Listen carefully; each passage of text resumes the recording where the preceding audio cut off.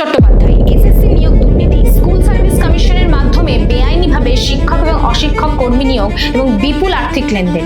গ্রেপ্তার হন কিন্তু বর্তমানে জামিনে মুক্ত।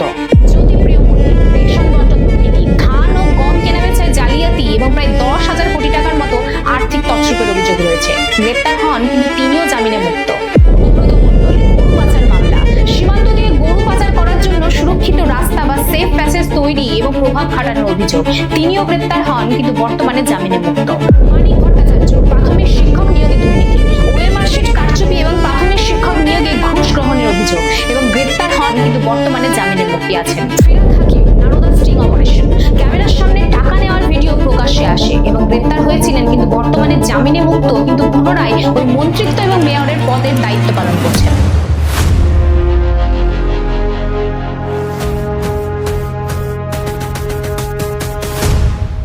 নমস্কার, আমি আতসী দত্ত এবং আজকের ভিডিওতে কোনো রাজনৈতিক পক্ষপাতিত্ব নয়, বরং আলোচনা করব তথ্যের ভিত্তিতে মমতা বন্দ্যোপাধ্যায়ের শাসনকাল এবং বিধানসভার প্রকৃত রিপোর্ট কার্ড এবং রাজ্যের সাম্প্রতিক রাজনৈতিক সমীকরণ এবং উন্নয়নের চুলচেরা বিশ্লেষণই হলো আজকের প্রতিবেদনের মূল বিষয়বস্তু।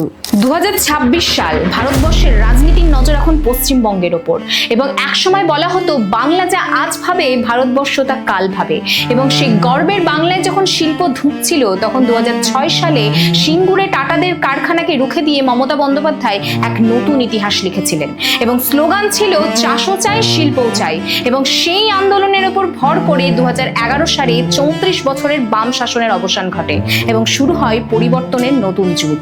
কিন্তু তৃণমূলের 2011, 2016 এবং 2021 পর তিনবার জেতার পর 2026-এ এসে দাঁড়িয়ে প্রশ্নটা আর পরিবর্তন নিয়ে নয়, প্রশ্নটা হলো মমতা বন্দ্যোপাধ্যায়ের সে সাজানো দুর্গ কি এখন ভাঙনের পথে? গত 15 বছরে বাংলার সামাজিক এবং অর্থনৈতিক মানচিত্র আমূল বদলে গেছে, কিন্তু প্রশ্নটা হলো সেই বদল কি ইতিবাচক? সব ইতিবাচক খবরের মাঝেও একটা প্রশ্ন রয়ে যায়, কেন মমতা বন্দ্যোপাধ্যায় এত বিতর্কের পরেও জনপ্রিয়? কেন 2026-এর ওপিনিয়ন পোলে তিনি আজও ফেভারিট? জনমত সমীক্ষা বলছে দিদির সবচেয়ে বড় সম্পদ হলো তার তৃণমূল স্তরের জনকল্যাণমূলক প্রকল্প। গ্রামে গঞ্জে আজও লক্ষ্মীর ভান্ডারে বর্ধিত 1200 থেকে 1500 টাকা এবং কন্যাশ্রীর মাধ্যমে মেয়েদের স্বনির্ভরতা আজও তৃণমূলের এক শক্তিশালী দুর্গ তৈরি করে রেখেছে। বিরোধীরা একে ক্ষয়রাতি বললেও কোটি কোটি সাধারণ মানুষের কাছে এটা শুধুমাত্র অনুদান নয়, এটা হলো তাদের আত্মসম্মান এবং কঠিন সময়ে বেঁচে থাকার রসদ।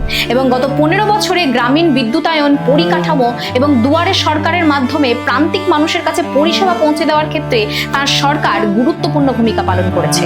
বিশেষ করে মহিলাদের কাছে তিনি শুধুমাত্র মুখ্যমন্ত্রী নন, তিনি হলেন একজন অভিভাবক, আর এই ইমোশনাল কানেকশনই হলো তার রাজনৈতিক তুরুপের দাস। কিন্তু মুদ্রার অপর পিঠ কি তবে কোনো ভয়াবহ সংকেত দিচ্ছে? প্রশ্ন উঠছে, উন্নয়নের আড়ালে কি গড়ে উঠেছে বিশাল দুর্নীতির সাম্রাজ্য? কতটা গভীর এই অভিযোগের শিকড়? চলো এবার আসা যাক সে অস্বস্তিকর সত্যগুলোর দিকে। 2024 থেকে 25 সালের শেষ সময়টি যখন ভারতের উচ্চতর আদালত একের পর এক রায় দিচ্ছিল, তখন গোটা পশ্চিমবঙ্গ স্তব্ধ হয়ে গিয়েছিল। কলকাতা হাইকোর্ট এবং সুপ্রিম কোর্ট স্পষ্ট জানিয়েছিল যে 2016 সালের স্কুল সার্ভিস কমিশন বা এসএসসির এই নিয়োগ প্রক্রিয়াটি ছিল কলুষিত। ওএমআর শিট কারচুপি করে যোগ্যদের বাদ দিয়ে অযোগ্যদের চাকরি দেওয়ার ব্যাপারটা তদন্তে উঠে আসে এবং তদন্তকারী সংস্থা ইডি এবং সিবিআই এর অভিযানে যা উঠে আসে তা সিনেমাকেও হার মানায়। প্রাক্তন শিক্ষামন্ত্রী পার্থ চট্টোপাধ্যায়ের ঘনিষ্ঠের বাড়ি থেকে উদ্ধার হওয়া পাহাড় প্রমাণ টাকা এবং সোনার গয়না ছিল হিমশৈলের চূড়া মাত্র। 2026 সালের জানুয়ারি পর্যন্ত শুধুমাত্র এই নিয়োগ দুর্নীতিতে ইডি 698 কোটি টাকার সম্পত্তি বাজেয়াপ্ত করেছে এবং এর মধ্যে বিধায়ক জীবন কৃষ্ণ সাহার কয়েক কোটি টাকার সম্পত্তি এবং তার পুকুরে মোবাইল ফেলে দেওয়ার মতো চাঞ্চল্যকর ঘটনা আজও মানুষের মনে টাটকা। চলো এবারে দেখে নিই সে অভিযুক্ত হেভিওয়েট নেতাদের দুর্নীতিগুলো। পার্থ চট্টোপাধ্যায় এসএসসি নিয়োগ দুর্নীতি, স্কুল সার্ভিস কমিশনের মাধ্যমে বেআইনিভাবে শিক্ষক এবং অশিক্ষক কর্মী নিয়োগ এবং বিপুল আর্থিক লেনদেন। গ্রেপ্তার হন কিন্তু বর্তমানে জামিনে মুক্ত। জ্যোতিপ্রিয় মল্লিক রেশন বন্টন দুর্নীতি, ধান ও গম কেনাবেচায় জালিয়াতি এবং প্রায় 10,000 কোটি টাকার মতো আর্থিক তছরূপের অভিযোগ রয়েছে। গ্রেপ্তার হন কিন্তু তিনিও জামিনে মুক্ত।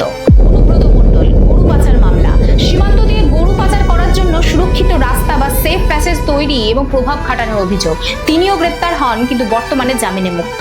মানিক ভট্টাচার্য প্রাথমিক শিক্ষক নিয়োগে দুর্নীতি, ওএমআর শিট কারচুপি এবং প্রাথমিক শিক্ষক নিয়োগে ঘুষ গ্রহণের অভিযোগ এবং গ্রেপ্তার হন কিন্তু বর্তমানে জামিনে মুক্তি আছেন। ফিরহাদ হাকিম নারদা স্টিং অপারেশন, ক্যামেরার সামনে টাকা নেওয়ার ভিডিও সত্ত্বেও প্রকাশ্যে আসে এবং গ্রেপ্তার হয়েছিলেন, কিন্তু বর্তমানে জামিনে মুক্ত, কিন্তু পুনরায় ওই মন্ত্রিত্ব এবং মেয়রের পদের দায়িত্ব পালন করছেন। এছাড়া সারদা এবং নারদা মামলায় শুভেন্দু অধিকারী এবং মুকুল রায়ের মতো নেতাদের নাম জড়িয়েছে এবং তারা বিজেপিতে যোগ দেওয়ার পর কেন্দ্রীয় তদন্ত সংস্থাগুলোর তদন্তের গতি নিয়ে জনমানসে এবং রাজনৈতিক মহলে তীব্র বিতর্ক এবং প্রশ্ন রয়েছে। ভাবো একবার, স্কুল শিক্ষক নিয়োগ থেকে শুরু করে গরিবের রেশন সব জায়গায় যখন চুরির অভিযোগ ওঠে এবং একের পর এক মন্ত্রী যখন জেলে যান, তখন সেই ব্যবস্থার নৈতিক ভিত্তি নিয়ে প্রশ্ন ওঠা কি স্বাভাবিক নয়? 2011 থেকে 2025 সাল, এই 14 বছরে পশ্চিমবঙ্গ কি হারিয়েছে? তুমি হয়তো ভাবছো রাস্তাঘাট হয়েছে, ফ্লাইওভার হয়েছে, কিন্তু এই পর্দার আড়ালে যে ধস নেমেছে তার খতিয়ান হয়তো তোমার কাছে নেই। মিনিস্ট্রি অফ কর্পোরেট অ্যাফেয়ার্স এর ডেটা বলছে যে এই সময়ে 6688টি কোম্পানি পশ্চিমবঙ্গ থেকে তাদের রেজিস্টার্ড অফিস অন্য রাজ্যে সরিয়ে নিয়েছে এবং গড়ে প্রতি বছর প্রায় 477টি কোম্পানি বাংলা ছেড়েছে। তার মধ্যে 110টি কোম্পানি শেয়ার বাজারে নথিভুক্ত ছিল। ভাবো একবার, টাটা ন্যানো কারখানা যখন সিঙ্গুর ছেড়ে চলে যায়, তখন রতন টাটা বলেছিলেন যে এই রাজ্যে বিনিয়োগ করা ঝুঁকিপূর্ণ, এবং সেই কথাটাই কি অন্য কোম্পানিগুলো মানতে শুরু করেছে এখন?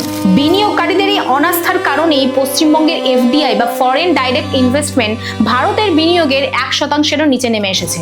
সিঙ্গুর, যা একসময় ছিল পরিবর্তনের সূতিকাগার, তা আজকে পরিত্যক্ত শ্মশান।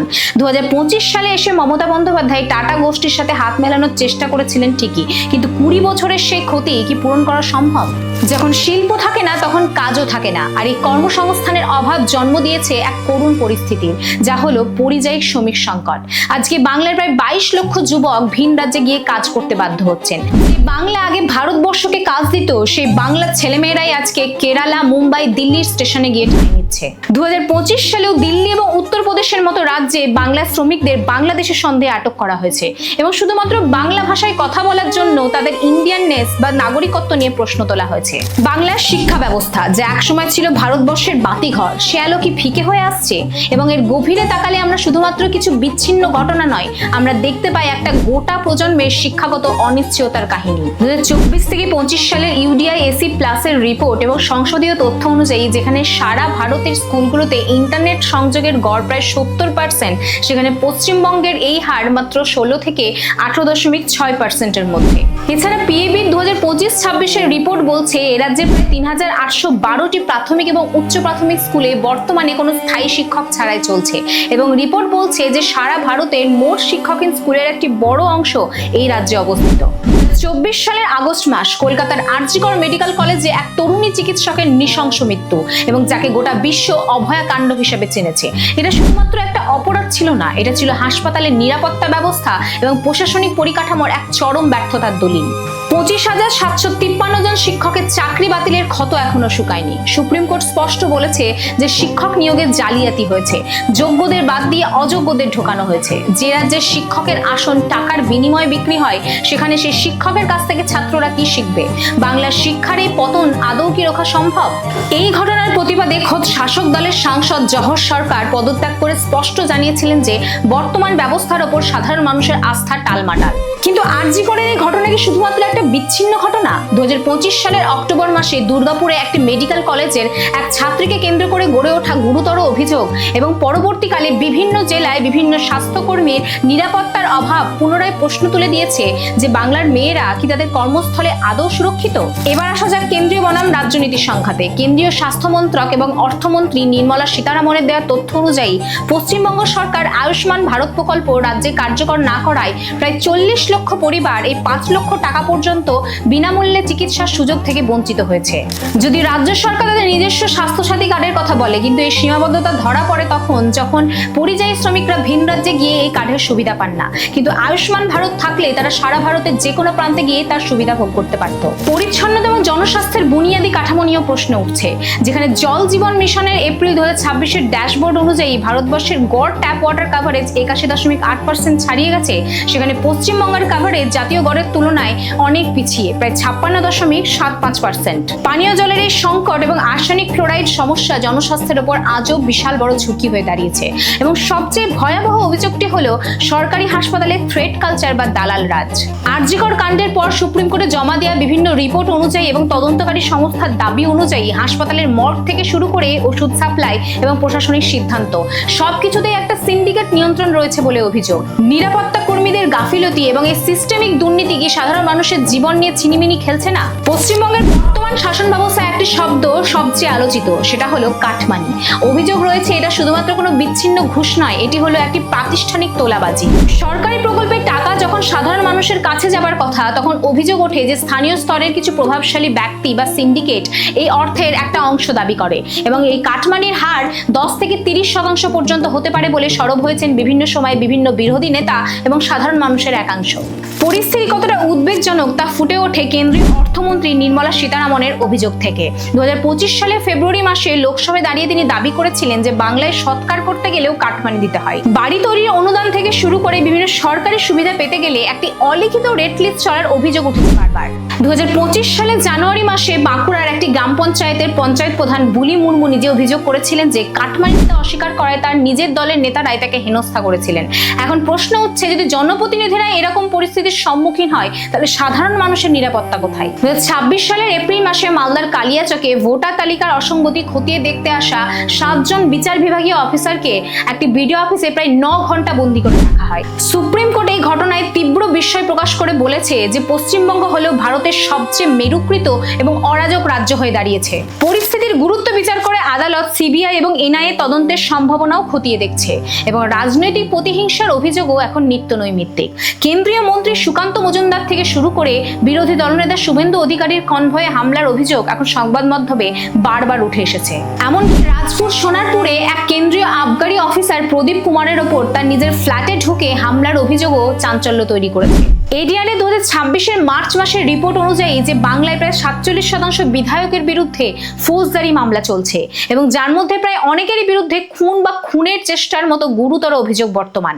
রাজনীতিতে এই ধরনের অভিযোগের আধিক্যই জন্ম দেয় সিন্ডিকেট রাজের, যেখানে অভিযোগ ওঠে যে নির্মাণ সামগ্রী থেকে শুরু করে ছোট বড় ব্যবসার রাজনৈতিক ছত্রছায়ায় থাকা গোষ্ঠীর নিয়ন্ত্রণ চলছে। 2026 পশ্চিমবঙ্গের বিধানসভা নির্বাচন কি শুধুমাত্র 294টি আসনের লড়াই? না, এই গোটা নির্বাচনের ভরকেন্দ্র হলো একটি মাত্র আসন, ভবানীপুর, যা মমতা বন্দ্যোপাধ্যায়ের নিজের গড় হিসেবে পরিচিত। সেখানে তাকে চ্যালেঞ্জ ছুড়ে দিয়েছেন তার এক সময়ের সেনাপতি এবং বর্তমানে বিরোধী দলনেতা শুভেন্দু অধিকারী। ইতিহাস আমাদের কি বলছে? 2021 সালে নন্দীগ্রামে শুভেন্দু অধিকারী মাত্র 1953টা ভোটে মমতা বন্দ্যোপাধ্যায়কে হারিয়ে দিয়েছিলেন। দিদি মুখ্যমন্ত্রী হয়েছিলেন ঠিকই, কিন্তু নিজের আসনে হেরে গিয়েছিলেন। পরে ভবানীপুর উপনির্বাচন থেকে জিতে দিদিকে বিধানসভায় ফিরতে হয়েছে। কিন্তু এবার 2026 সালে বিজেপি একটা বিশাল বড় ঝুঁকি নিয়েছে।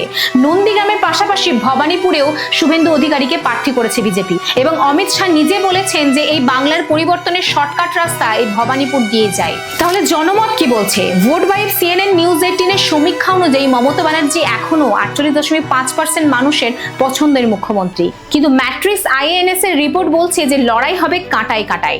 তৃণমূল এবং বিজেপির মধ্যে ভোটের পার্থক্য 2 থেকে 4% নেমে আসবে এবং বিজেপি যদি 100 গণ্ডি পেরোতে পারে তাহলে বাংলায় এক স্থায়ী পরিবর্তন আসবে। শুভেন্দু অধিকারী যখন মনোনয়নপত্র জমা দিতে যান তখন ভবানীপুরের অলিগলি গেরুয়া আবিরে ঢেকে গিয়েছিল। এবারে বিজেপির স্ট্র্যাটেজি পরিষ্কার, হিন্দু ভোটের মেরুকরণ এবং যুবকদের ক্ষোভকে কাজে লাগানো। বিজেপির 25% প্রার্থী এবার 40 বছরের নিচে। তারা যুবকদের চাকরি এবং উন্নয়নের প্রতিশ্রুতি দিয়ে দিদির দুর্গে ফাটল ধরাতে চাইছে। পশ্চিমবঙ্গের রাজনীতিতে মমতা বন্দ্যোপাধ্যায়ের বিরুদ্ধে সবচেয়ে বড় অভিযোগ কি? বিরোধীদের মতে সংখ্যালঘু তোষণ, এবং এই অভিযোগ শুধুমাত্র রাজনৈতিক ভাষণে সীমাবদ্ধ নয়, এটি পৌঁছে গেছে আদালত পর্যন্ত। 2024 এবং 25 সালে ওবিসি সংরক্ষণ নিয়ে যা ঘটলো তা বাংলার ইতিহাসে নজিরবিহীন। 2025 সালের জুন মাসে মমতা বন্দ্যোপাধ্যায় আরো 76টি নতুন গোষ্ঠীকে ওবিসি তালিকার অন্তর্ভুক্ত করেন এবং সেই সংখ্যা গিয়ে দাঁড়ায় 140, যার মধ্যে 80টি ছিল মুসলিম গোষ্ঠী। এবং কলকাতা হাইকোর্ট এক ঐতিহাসিক রায়ে 2010 সালের পর থেকে ইস্যু করা প্রায় 12 লক্ষ ওবিসি সার্টিফিকেটকে বাতিল করে দেয় এবং আদালতের স্পষ্ট পর্যবেক্ষণ ছিল যে ধর্মের ভিত্তিতে এরকম ঢালাও সংরক্ষণ দেওয়া অসাংবিধানিক। প্রধানমন্ত্রী নরেন্দ্র মোদী সরাসরি আক্রমণ করে বলেছেন যে দিদি মুসলিম ভোট ব্যাংকের জন্য হিন্দুদের ওবিসি অধিকার কেড়ে নিচ্ছেন। অন্যদিকে দিদি এটিকে বিজেপির চক্রান্ত বলে পাল্টা তোপ জেগেছেন। কিন্তু গ্রাউন্ড রিয়ালিটি হলো হিন্দুদের মধ্যে একটা বড় অংশের মধ্যে এই ধারণা জন্মেছে যে তারা নিজের রাজ্যেই দ্বিতীয় শ্রেণীর নাগরিক হয়ে পড়েছেন। রামনবমী মিছিলে হামলা হোক বা হিন্দুদের প্রতি দিদির সে বিতর্কিত ওপেন ওয়ার্নিং, সবই এই হিন্দুদের মোহভঙ্গের কারণ হয়ে দাঁড়িয়েছে। কিন্তু 2026 লড়াই একটা নতুন এক্স ফ্যাক্টর যোগ হয়েছে। আসাদুদ্দিন ওবেসির AIMIM এবং হুমায়ুন কবিরের এজেইউপির জোট, এবং এই জোট 294টি আসনের মধ্যে 190টি আসনে লড়ছে। এবং ওবেসি দাবি করেছে যে তৃণমূল মুসলিমদের ভোট তো নিয়েছে কিন্তু তাদের জন্য কোনো উন্নয়ন দেয়নি। এবং ওবেসি এটাও প্রতিশ্রুতি দিয়েছে যে তাদের জোট ক্ষমতায় এলে বাংলা প্রথম মুসলিম মুখ্যমন্ত্রী পাবে। বাংলার মুসলিম ভোট ব্যাংক যা গত এক দশক ধরে তৃণমূলের অজেয় দুর্গ ছিল, তাতে কি ফাটল ধরবে? যদি এই জোট 15 থেকে 20টি আসনেও তৃণমূলের ভোট কাটতে পারে তাহলে বিজেপি অনেক জায়গায় ফাঁকা মাঠে গোল দিয়ে দেবে। গবেষকদের মতে এই মেরুকরণ তৃণমূলের জন্য যেমন ভয়ের তেমনি বিজেপির জন্য আশীর্বাদ। তৃণমূল সাংসদ সৌগত রায় এটাকে বিজেপির বি টিম বলেও সমালোচনা করেছেন। বিজেপির জাতীয় মুখপাত্র অভিযোগ করেছেন যে দিদি সরাসরি হিন্দুদের হুমকি দিচ্ছেন, এবং কেন্দ্রীয় মন্ত্রী গিরিরাজ সিং তো একে ঔরঙ্গজেব স্টাইল শাসন বলেও কটাক্ষ করেছেন। 2026 পশ্চিমবঙ্গের নির্বাচন কি শুধু বুথ আর ব্যালটের লড়াই? না, এই মহাযুদ্ধের ফ্রন্টলাইন হচ্ছে তোমার স্মার্টফোনের স্ক্রিন। 2026 নির্বাচনী প্রচারণা বিশ্লেষণ করলে দেখা যায় যে তৃণমূল কংগ্রেস এক বিশাল ডিজিটাল বাহিনী নামিয়েছে, এবং রাজনৈতিক মহলে আলোচিত যে এই নেটওয়ার্ক প্রতিদিন প্রায় হাজার হাজার শর্ট ভিডিও এবং রিলস তৈরি করছে যে সরাসরি সোশ্যাল মিডিয়ার ফিডে পৌঁছে যাচ্ছে। তৃণমূলের আইটি সেল এখন আর ফেসবুক বা এক্স এর সীমাবদ্ধ নেই, তারা এখন হোয়াটসঅ্যাপ কমিউনিটি এবং স্থানীয় ইনফ্লুয়েন্সারদের নিয়ে এক বিশাল নেটওয়ার্ক গড়ে তুলেছে। এবং 2026 বিভিন্ন দলীয় কর্মসূচি থেকে অভিষেক বন্দ্যোপাধ্যায় তার আইটি টিমকে স্পষ্ট জানিয়েছেন যে বিরোধীদের অপপ্রচার রুখতে হবে এবং কন্যাশ্রী ও লক্ষ্মী ভান্ডারের মতো জনকল্যাণমূলক প্রকল্পের সাফল্য মানুষের কাছে পৌঁছে দিতে হবে। অন্যদিকে বিজেপির আইটি সেল এবং সোশ্যাল মিডিয়ার ইনচার্জ অমিত মালব্যের নেতৃত্বাধীন টিম এক মুহূর্ত সময় নষ্ট করছে না। তারা তৃণমূল জমানার বিভিন্ন দুর্নীতির অভিযোগ এবং নিয়োগ দুর্নীতি এবং আরজিকর কাণ্ডের মতো বিভিন্ন স্পর্শকাতর ইস্যুগুলোকে রিল এবং মিমের মাধ্যমে সোশ্যাল মিডিয়ায় ভাইরাল করে দিচ্ছে। বিজেপির প্রচারের মূল স্তম্ভ হলো প্রশাসনিক ব্যর্থতা, তোষণনীতি এবং আইন শৃঙ্খলার অবনতিকে বারবার জনগণের সামনে তুলে ধরা, এবং মালদহের ওই বিচার বিভাগীয় অফিসারদের হেনস্থার ঘটনাকে তারা জঙ্গলরাজ হিসেবে ব্র্যান্ডিং করছে। ডিজিটাল ট্রেন্ড অ্যানালিসিস বলছে কর্মপ্রার্থী যুবক এবং পরিযায়ী শ্রমিকের একটা বড় অংশের মধ্যে বর্তমান সরকারের বিরুদ্ধে সোশ্যাল মিডিয়ায় অসন্তোষ দানা বাঁধছে। হ্যাশট্যাগ বেঙ্গল নিডস চেঞ্জ এবং হ্যাশট্যাগ দিদি হাটাও বাংলা বাঁচানোর মতো হ্যাশট্যাগুলো এখন ট্রেন্ডিং এর তালিকায় রয়েছে। শিক্ষিত যুবকদের মধ্যে বেকারত্বের ক্ষোভ এবং হিন্দু ভোটারদের একাংশের মধ্যে মেরুকরণ রাজনীতি, এই দুই ইস্যুকে হাতিয়ার হিসেবে ব্যবহার করছে বিরোধীরা। 2026 সালের নির্বাচনের ব্যালট বক্সের রায় অনেকটাই নির্ধারিত হতে পারে এই স্মার্টফোনের স্ক্রিন থেকে। 2026 লড়াই কি শুধু ব্যালট বক্সের লড়াই? না, এই বিশাল মহাযুদ্ধের মাঠ তৈরি হয়েছে পর্দার আড়ালে এক বিশাল অপারেশনের মাধ্যমে। সবচেয়ে বেশি বিতর্ক তৈরি হয়েছে এসআইআর নিয়ে। মমতা বন্দ্যোপাধ্যায় অভিযোগ করেছে যে শুধুমাত্র ভোটার তালিকা থেকেই কয়েক লক্ষ ভোটারের নাম ছেঁটে ফেলা হয়েছে। যদিও সঠিক সংখ্যা নিয়ে বিতর্ক আছে, কিন্তু রাজপুর, সোনারপুর থেকে ভবানীপুর তৃণমূলের দাবি অনুযায়ী লক্ষাধিক নাম বাদ দেওয়া হয়েছে, যা নির্বাচনের রায়কে ঘুরিয়ে দিতে পারে। কিন্তু নির্বাচন কমিশনকে চুপ করে বসে আছে? একদমই না। 2026 মার্চ মাস থেকে আমরা দেখলাম এক অভূতপূর্ব প্রশাসনিক রদবদল। রাজ্য পুলিশের ডিসি থেকে শুরু করে একাধিক জেলার ডিএম এবং এসপিদের রাতারাতি বদলি করে দেওয়া হলো। কমিশনের যুক্তি ছিল অবাধ এবং শান্তিপূর্ণ নির্বাচন, কিন্তু তৃণমূলের দাবি রাজ্য প্রশাসনকে পঙ্গু করে দিয়ে দিল্লির নিয়ন্ত্রণকে কায়েম করার জন্যই এই গণভর্তি। সুরক্ষার অঙ্কটাও এবার বদলে গেছে। 2024 সালে লোকসভা নির্বাচনে যেখানে 920 কোম্পানি কেন্দ্রীয় বাহিনী ছিল, সেটা 2026 সালে বিধানসভা নির্বাচনে হাজারেরও গণ্ডি পেরিয়ে যাওয়ার সম্ভাবনা, এবং প্রতিটি বুথে কেন্দ্রীয় বাহিনী এবং সিসিটিভির নজরদারি। নির্বাচন কমিশন যেন বাংলাকে একটি দুর্ভেদ্য দুর্গে পরিণত করেছে। সবশেষে প্রশ্ন একটাই, মমতা ব্যানার্জি কি 2026 তার চতুর্থ ইনিংস শুরু করবেন, নাকি বাংলার মানুষ দীর্ঘ 15 বছর পর কোনো নতুন রাজনৈতিক শক্তিকে বেছে নেবে? অধিকাংশ জাতীয় এবং আঞ্চলিক সংবাদ মাধ্যম যেমন CNN, নিউজ 18 এবং TV9 বাংলা এবং ম্যাট্রিক্স INS একটি নেক টু নেক বা হাড্ডাহাড্ডি লড়াইয়ের ইঙ্গিত দিয়েছে। ওপিনিয়ন পোল অনুযায়ী মমতা বন্দ্যোপাধ্যায়ের ব্যক্তিগত জনপ্রিয়তা এবং লক্ষ্মীর ভান্ডারের মতো জনকল্যাণমূলক প্রকল্পের প্রভাব তৃণমূলকে গ্রামীণ এবং মহিলা ভোটারদের মধ্যে আজও সুবিধাজনক অবস্থায় রেখেছে। তবে বিজেপি দুর্নীতি, নিয়োগ কেলেঙ্কারি এবং আরজিকর কাণ্ডকে হাতিয়ার বানিয়ে প্রধান চ্যালেঞ্জার হিসেবে অত্যন্ত শক্তিশালী হয়ে উঠেছে।